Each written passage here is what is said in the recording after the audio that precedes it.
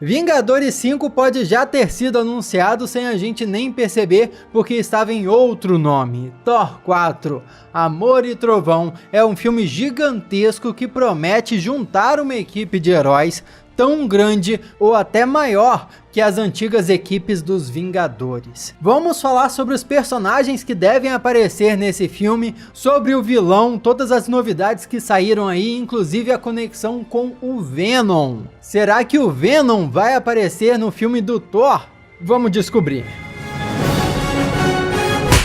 Olá, como vai? Tudo bem? Eu sou o Miguel Loquia e muitas coisas vieram saindo sobre o Thor nas últimas semanas. Eu acabei não abordando muito aqui no canal porque a gente estava ocupado com as notícias do Homem-Aranha, a estreia de WandaVision, que por si só tem muita coisa a ser discutida. Porém, nesse vídeo aqui, vamos falar sobre tudo que já saiu sobre o quarto filme do Deus do Trovão. Para começar, o site The Hollywood Reporter, que é muito famoso no mundo todo e tem uma grande credibilidade, falou que, de acordo com seus informantes, esse filme do Thor vai ser quase como se fosse um Vingadores 5, simplesmente pela quantidade de personagens que ele vai reunir. E isso de fato faz muito sentido quando a gente pensa no vilão dele, que foi anunciado que será Gorr, o Carniceiro dos Deuses, interpretado pelo Christian Bale. Essa é uma excelente notícia porque o Christian Bale é um ator famoso por desaparecer dentro dos seus papéis. Eu mal posso esperar para ver a versão dele do Gorr, porém vamos falar mais sobre esse vilão ainda no finalzinho desse vídeo. O que é importante a gente saber aqui agora é que eventualmente o Carniceiro dos Deuses se torna tão poderoso que é necessária a união de 3 versões do Thor para derrotá-lo. O Thor guerreiro do passado, o Thor herói do presente e o Thor pai de todos do futuro, longínquo futuro. Então, mesmo que eles não brinquem com essa questão de viagem no tempo, o Thor vai precisar de muito reforço, sim, para enfrentar esse vilão. A gente precisa conversar de como a participação dele pode acontecer nesse filme, qual a relação entre o Gorr e o estalar de dedos do Thanos. Porém, se você está curtindo esse vídeo, se inscreve, ativa as notificações. Nós já começamos a nossa análise semanal dos episódios de WandaVision, que vão continuar através das séries Falcão e Soldado Invernal e Loki. Então, se eu fosse você, me inscrevia aí para não perder nada. Muito obrigado aí. O site Daily Mail divulgou várias fotos do ator Chris Pratt, Dave Bautista e Karen Gillan, respectivamente o Senhor das Estrelas, o Drax e a Nebulosa, chegando para as gravações de Thor 4, confirmando pra gente que os Guardiões da Galáxia farão parte do elenco. Aliás, o próprio Vin Diesel disse há muito tempo atrás que o Groot iria fazer parte dessa produção. Eu sou Groot. E isso não é surpresa para nenhum de nós, porque o finalzinho de Vingadores Ultimato nos mostrou o Thor se juntando aos Guardiões da Galáxia para viver a aventura junto com eles pelo espaço. Vai ser interessante ver como essa situação vai se desenrolar. Será que eles já vão encontrar a Gamora, que veio do passado pro presente, para a linha do tempo principal durante Vingadores Ultimato, no início da história de Thor 4, ou vão deixar essa trama toda para depois, para Guardiões da Galáxia Volume 3? Uma coisa que nós sabemos com certeza é que o Thor gordo, sabe, o Bro Thor, não vai estar no novo filme, ou seja, o Deus do Trovão vai estar em forma de novo, o que me faz pensar que é muito provável que no iniciozinho de Amor e Trovão a gente vai acompanhar uma sequência de luta, talvez misturada com comédia, parecida com o que aconteceu no início de Thor Ragnarok e no início de Guardiões da Galáxia Volume 2 também.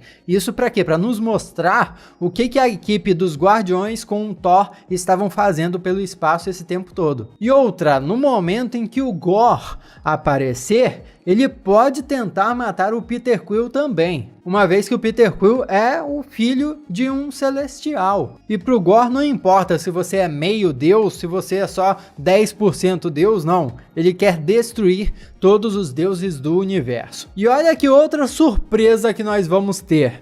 Matt Damon foi visto na Austrália junto com a sua família se preparando para as gravações de Thor 4 também. Ele estava passando por um período de quarentena antes do período das gravações, o que aparentemente é um protocolo normal que os atores estão tendo que cumprir. E o mais engraçado disso tudo é que ele já apareceu em Thor Ragnarok como o ator que interpretava o Loki, morrendo naquela cena lá, sabe, toda dramática. Naquele filme ele foi creditado apenas como se estivesse interpretando um ator asgardiano sem nome. E isso é ótimo, porque se ele sobreviveu ao massacre do Thanos, é possível que ele esteja vivendo em Nova Asgard, aqui na Terra. E uma vez que o nome dele não foi divulgado ainda, podem apresentar ele no próximo filme como qualquer pessoa, qualquer personagem asgardiano que eles desejarem. E esse site de notícias disse uma coisa interessante. Dificilmente Matt Damon, que é um astro de Hollywood, iria viajar para a Austrália, passar por esse período de isolamento só para gravar uma ceninha. Não, se ele está passando por isso tudo, é possível que ele tenha uma participação mais longa durante o filme. É a oportunidade perfeita para o diretor Taika Waititi continuar a sua piada e botar aquele personagem como se fosse um ator medroso no meio da super equipe do Thor, aprontando poucas e boas. Isso é muito típico do humor do Taika Waititi. E o Loki? É difícil pensar no Thor sem pensar no Loki. A série do Deus da Trapaça estreia em maio e é possivelmente a primeira série da Marvel Studios que vai ganhar uma segunda temporada. Mas só não sabemos quando essa segunda temporada vai chegar. É muito possível que o fim da primeira temporada da série tenha alguma conexão com Thor 4 e que a segunda temporada chegue depois que Thor, Amor e Trovão estrear. Vale dizer que nós teremos várias versões diferentes do Loki na série e versões diferentes do Thor também, porque o personagem vai viajar por várias linhas do tempo paralelas. E a presença do Thor é confirmada no momento do trailer que ele pula do avião e aí a Bifrost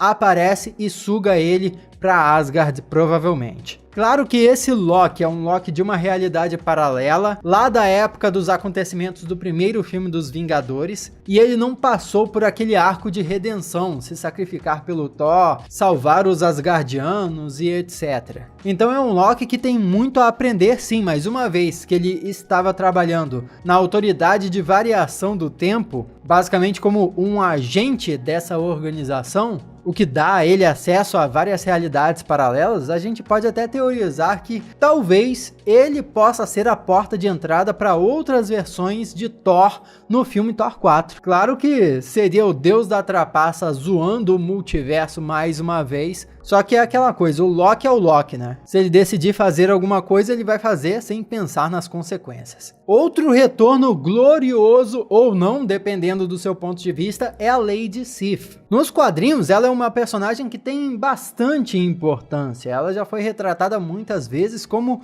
o grande interesse amoroso do Thor, o que inclusive tem muito mais a ver com os personagens na mitologia, onde o Thor é de fato casado com a Lady Sif. Porém, nos filmes ela foi meio que abandonada. Havia planos dela aparecer durante os acontecimentos de Thor Ragnarok só para ser morta pela Hela junto com outros Asgardianos ali. Só que por um problema na agenda da atriz, a Jaimie Alexander, ela não pôde participar das gravações e por isso meio que a personagem dela se safou. Em outras palavras, a Lady Sif ainda está viva. É um mistério pra gente se ela tá viajando pelas galáxias ou se tá vivendo em Nova Asgard. E a atriz mesmo, a Jaimie Alexander, não falou nada sobre a participação dela no filme. O que tá certo, né? É isso que ator tem que fazer, não soltar spoiler. E por toda a atenção que ela recebeu aí nos últimos filmes, talvez ela apareça só pra morrer. Bem no iniciozinho, quem sabe ela seja a primeira baixa pelas mãos do próprio Gorr, carniceiro dos deuses. Só que eu acho muito mais interessante ela ter uma importância maior. Nos quadrinhos recentes, depois das Guerras dos Reinos, e após a morte do Heimdall também, a Lady Sif basicamente herdou a espada dele e virou a nova guardiã da Bifrost, capaz de ver tudo e todos em todos os lugares. O diretor Taika Waititi já demonstrou que se inspira bastante nos quadrinhos recentes para fazer os seus filmes, e seria sensacional ele adaptar isso de alguma forma na nova aparição da personagem. Eu ia gostar muito de ver, comenta aí.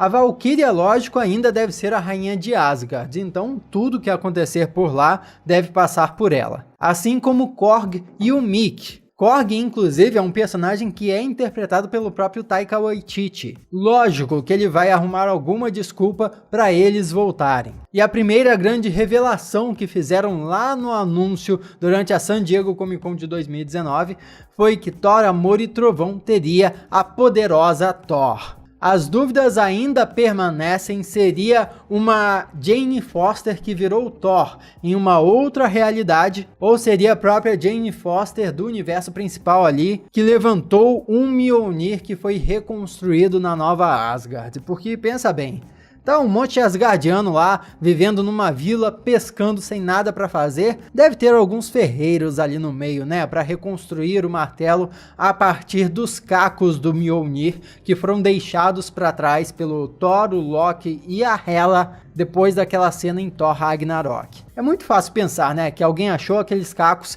reuniu eles e reforjou o martelo. Mas uma ótima referência a isso tudo que vem dos quadrinhos é que no final da Guerra dos Reinos, que foi um mega evento que rolou nos quadrinhos da Marvel, eu conto sobre ele no vídeo que eu falo sobre a história da Thor Jane Foster, a poderosa Thor luta ao lado das 3 outras versões do Deus do Trovão. E já foi confirmado pra gente que a Jane Foster Thor não vai substituir o Thor principal, o Thor filho de Odin. Então o que pode acontecer no futuro é nós termos um Thor filho de Odin que fica viajando pelo espaço, enquanto a Thor Jane Foster fica cuidando do planeta Terra como uma super-heroína. Um tanto quanto parecido com o que aconteceu durante os quadrinhos da poderosa Thor. Ou outra possibilidade é que a Valkyria, como a líder da nova Asgard, morra e então seja substituída como uma Valkyria pela Jane Foster, porque no finalzinho da Guerra dos Reinos,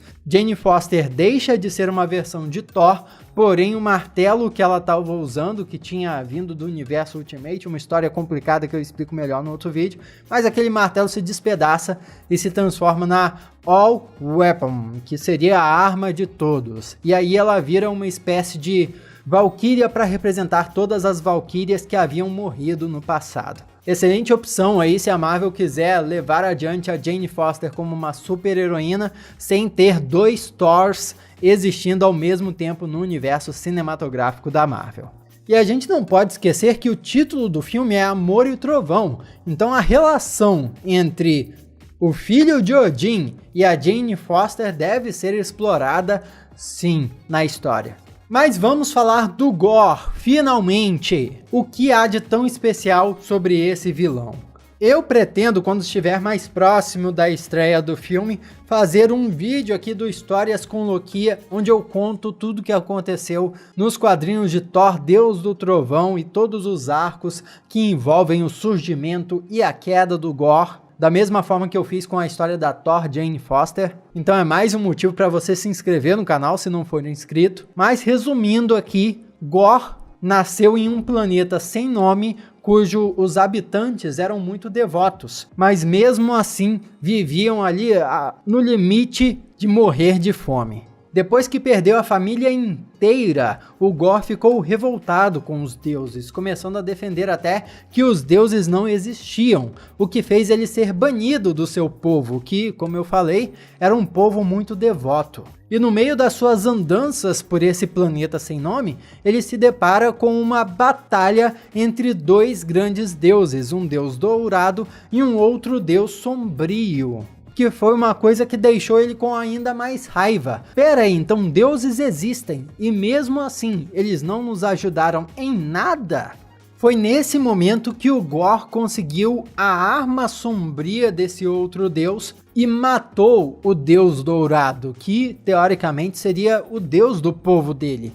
E a partir daí jurou buscar vingança contra todos os deuses do universo. E aqui já entra uma grande referência ao Venom.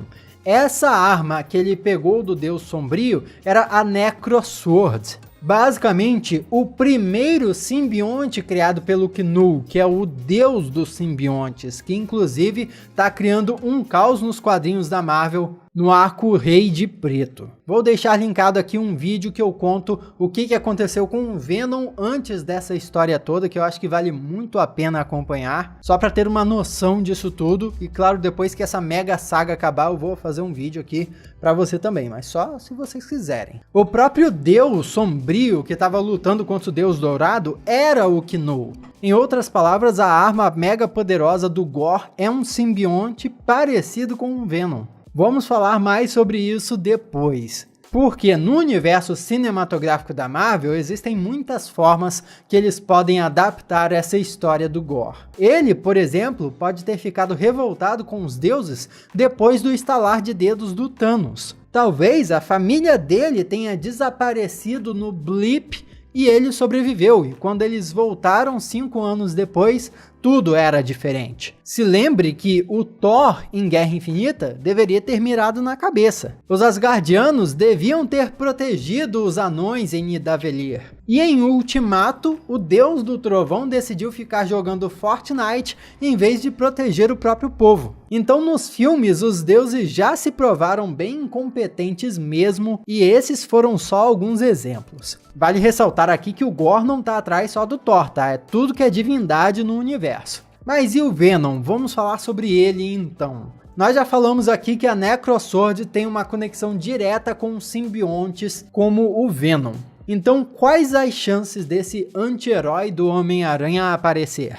Eu, sinceramente, sendo cético aqui, diria que as chances são poucas. Isso porque o Venom é um personagem cujos direitos de adaptação cinematográfica estão com a Sony Pictures e não com a Marvel Studios. E cá entre nós, a Marvel já tem personagens o suficiente e não precisariam fazer mais um acordo com a Sony para ter acesso ao Venom e aos simbiontes. Lembrando aqui que o Venom não chega nem perto de ser um Homem-Aranha, sabe? Homem-Aranha é um dos super-heróis mais importantes do mundo, então peraí. Marvel Studios fazer um acordo para ter acesso ao Homem-Aranha é uma coisa e fazer um acordo para ter acesso ao Venom é outra. Eu tô muito curioso em ver como vão representar a Necrosword, porque o Taika Waititi diz que já se inspirou nessa arma dos quadrinhos para fazer as armas da Hela.